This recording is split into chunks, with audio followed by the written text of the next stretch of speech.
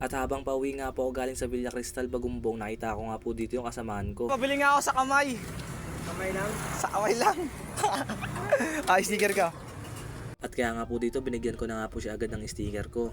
Pagkabigay ko nga po sa kanya ng sticker, bigla niya nga akong tinanong bakit nga raw ako napadpad dito sa may Bagumbong. Sabi ko naman po sa kanya, hinatid ko nga po yung order ng kuya ko. Oo, sa Villa Cristal.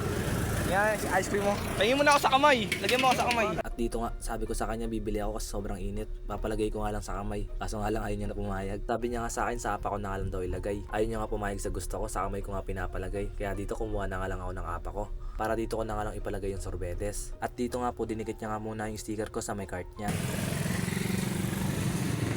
At dito nga nadikit niya na yung sticker ko. Maraming salamat nga ulit sa'yo, Epe. At dito nga may sticker pa nga po ako dito ni Mangyan. Kaya nga po binigyan ko nga rin po siya ng isa. Ayan. Okay, shoutout kay Kepe, guys. Takal mo muna ako dito ya, isa lang. Dito, suwabe oh. Neto guys. Ba't dalaw-dalaw yung scoop mo? Oo. Takal mo ya, isa lang. Hindi ko makawak eh. Dapat sa kamay nga eh. Mga may content ako eh. Yun oh, shoutout kay Kepe. At ito na nga po, pagkatapos niya nga ako bigyan ng sorbetes, agad niya na nga dinikit yung sticker ni Mangyan. Okay, suwabe. At dito nga po, pagkatapos ko nga mabigyan siya ng sticker, agad na nga rin ako nagpaalam sa kanya na alis na nga rin po ako.